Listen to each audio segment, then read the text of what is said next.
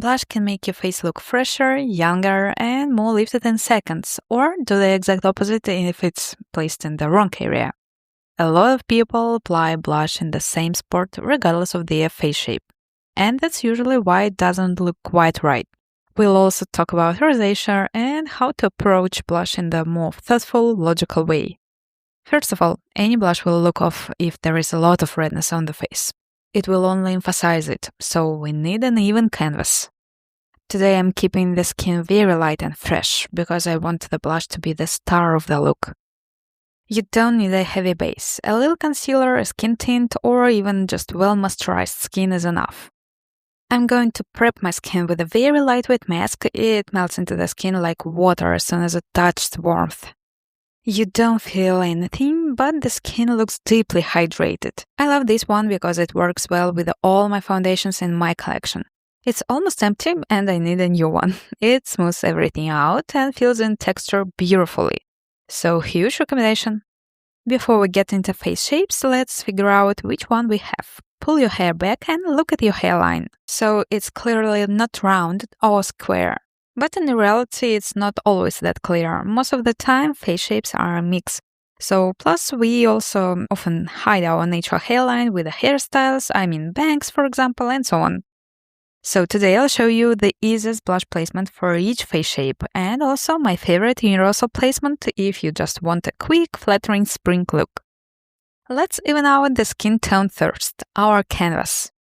For everyday makeup, I usually apply a bit of concealer under the eyes to even out the dark circles, sometimes around the nose and a little on the chin where there is redness, and on the forehead as well.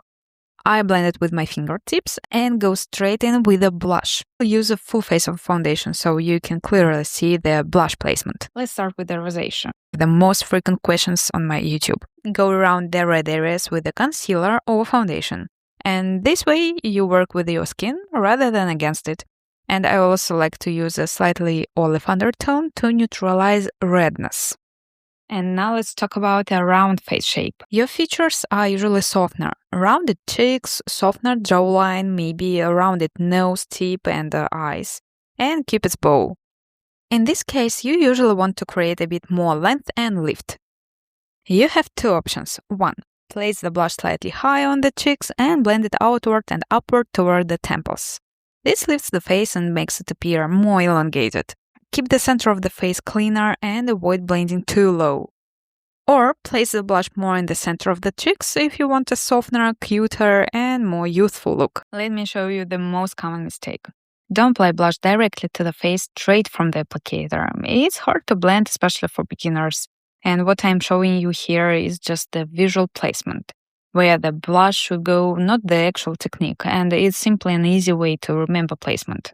Instead of lifting, this can drag the features downward or make the face look wider. So if your goal is fresh, lifted effect, keep the strongest color slightly higher and blend outward. This is more square with a stronger jawline or more angular structure. Blush looks best when it softens the features. Instead of a sharp diagonal shape, go for a softer, more rounded placement on the upper outer cheeks. Blend it in a very diffused way, almost like a soft veil of color. The goal here is not to sharpen, but to soften. But if you love your natural features and feel confident, you can absolutely emphasize that structure. There is nothing you have to fix. This is one of my favorite things about beauty today. We are finally moving toward enhancing, not correcting. So with a cream blush, apply a small amount to the back of your hand first, warm it up, and then pick it up with a clean synthetic brush and tap it onto the skin. Check my full blush guide video and then come back to this one. If you have a narrow chin and wider forehead, you can balance the face by adding fullness to the lower part of the face. Think about boyfriend blush trend, probably it was last summer. So you can also balance proportions with the hairstyles, less volume on top, more around the lower part of the face, and statement earrings. And remember, you can combine techniques depending on your look and your preferences. Heart-shaped face, often with a widow's peak at the hairline. Here, the upper part of the face is usually wider, so I like a more balanced placement. A touch toward the temple, and maybe a tiny bit near the sides of the nose, but it's up to you. Look at the placement first, remember that, and then after the blending. It melts beautifully into the skin. I also love the texture here. That subtle glow is just stunning. Long face. If your face is longer, the strategy changes a bit, as that can elongate the face even more. Instead, keep the placement more horizontal and slightly closer to the center of the cheeks. This visually shortens the face and creates balance. You can also support this effect with the hairstyles or soft baby hairs around the forehead or maybe bangs. The blend should still be soft and lifted, but not stretching outward too much. Quick guide about blush shades. So first of all, fair to light skin, it's my type of the skin. Usually it's great options for ours, I mean soft pinks and cool rose tones. Light medium to medium, I talk about peachy pinks and mauves. And deeper skin tones, it's only all about the rich rose, berry and plum shades. This is a good starting point. If you want to go deeper into color theory, check my full video on how to choose the right blush color. So that's it, placement matters just as much as color. And now let's talk about universal blush rule. If you don't know how your face shape or just want a foolproof technique, do this. So start slightly above the apple of your cheeks, not directly on them, and blend upward toward the temples. Keep everything soft and diffused, like a cloud of color, not a stripe, while still subtly sculpting the face. Start with a less product that I think I need, but I build it up gradually. You can apply blush with your fingertips or brush. All the products and brushes I used are listed in the description box. Check it out. Oval face. If you have an oval face, you're lucky. Most placements work beautifully on you. My favorite is still a lifted placement, right on top of the cheekbones, blended softly toward the temples. It looks modern, fresh, and sophisticated. Refining the edges. This step makes a huge difference. I don't want to see where the blush starts or ends. It should look like a natural flash coming from within the skin.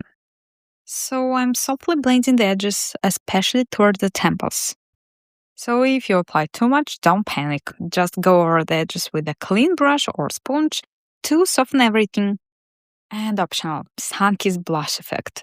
For a beautiful spring finish, I love adding a tiny bit of blush to the nose and to the highest points of the cheeks, exactly where the sun would naturally hit.